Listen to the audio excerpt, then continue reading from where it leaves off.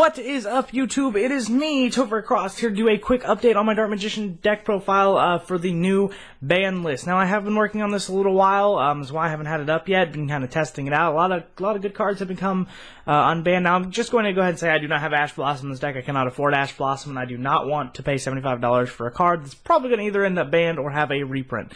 So I'm not going to pay for that card. Nonetheless, this deck is still really good. Now, one more thing I just wanted to announce before I get on is that I haven't been working on a ton of Warframe content, but that isn't the only reason I haven't been posting a lot lately. I've also been having a lot of technical issues with my computer.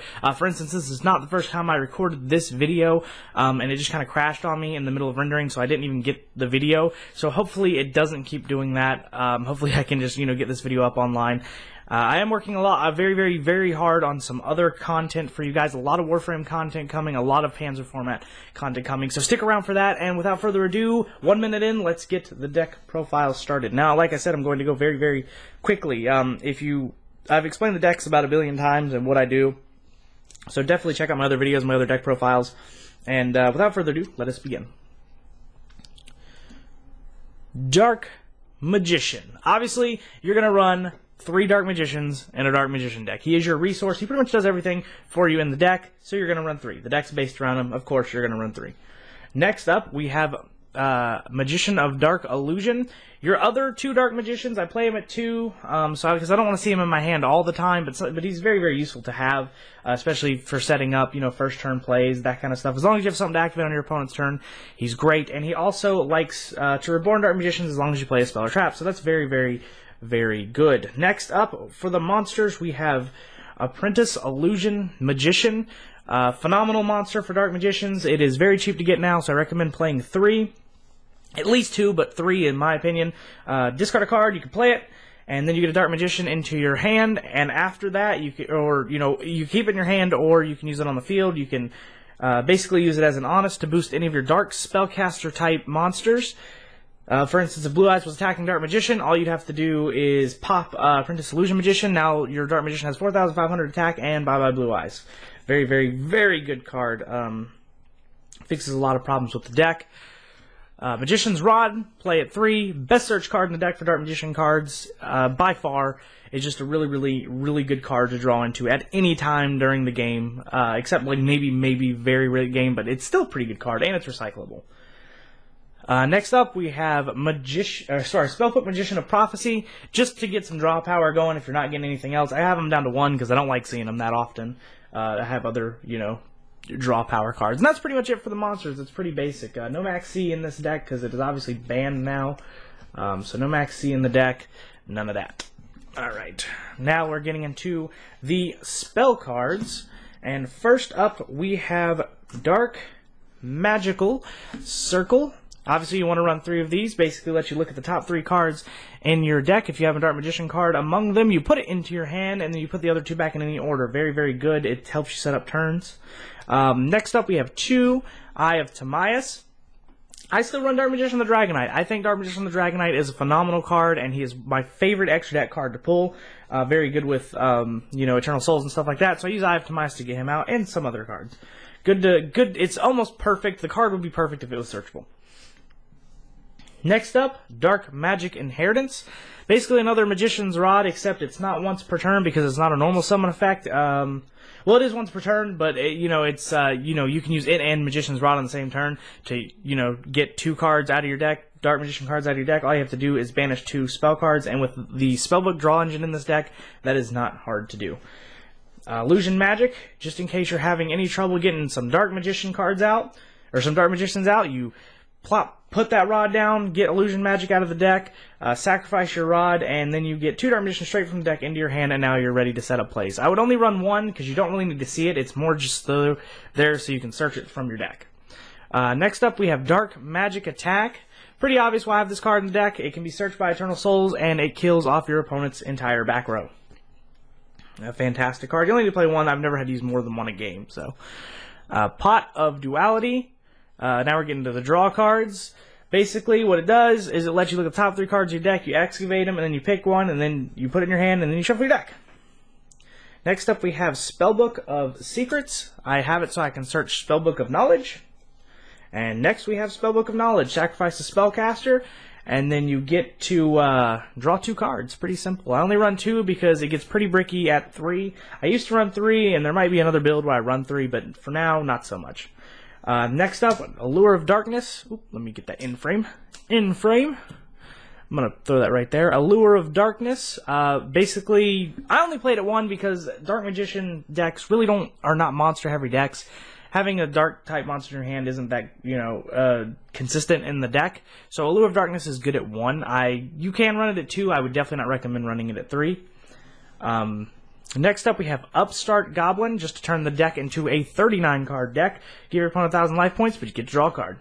And last but not least, Monster Reborn, the one and only, back from the grave, the ban list. The Monster Reborn at 1. Basically a discount Eternal Souls for this deck, but it lets you pull out other combinations like Apprentice Illusion Magician, getting her out on the field, and helps you set up some XYZ plays.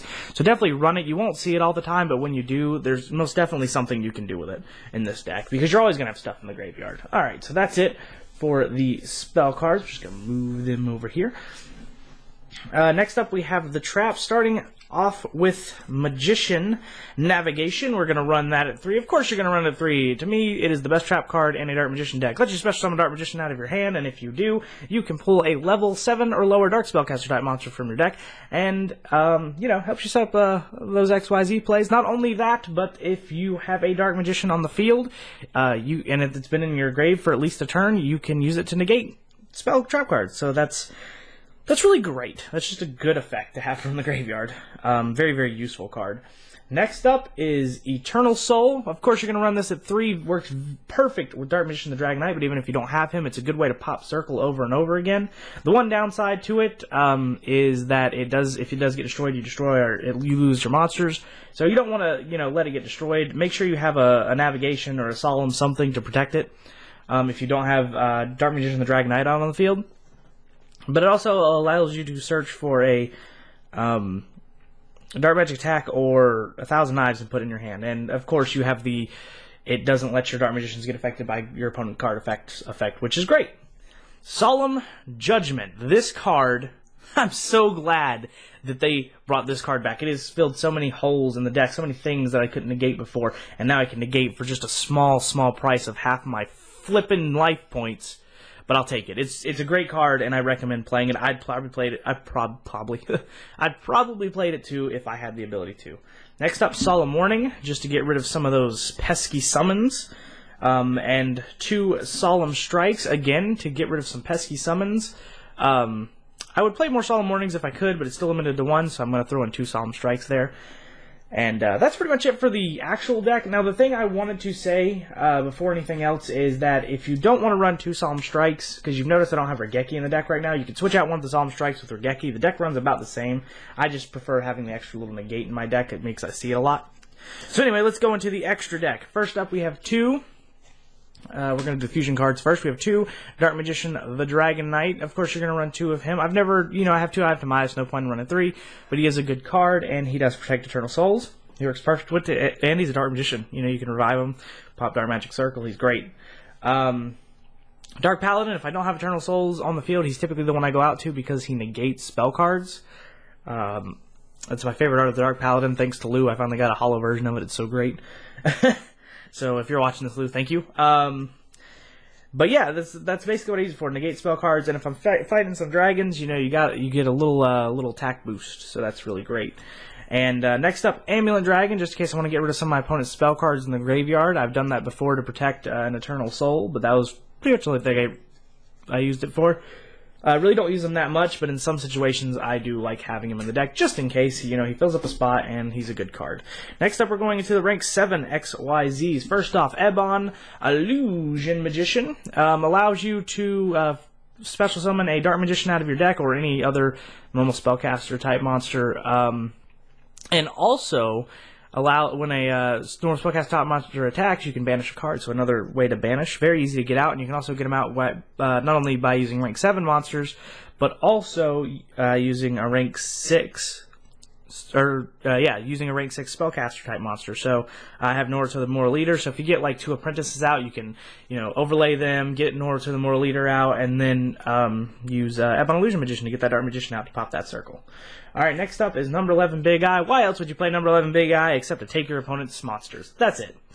Next we have Ebon High Magician. So basically so I can play, quick plays and trap straight out of my hand. I've used them to get a free negate out with Solemn Judgment since I've had it, so I think that's pretty cool. Besides that, I don't use them all that much, but I do like having them.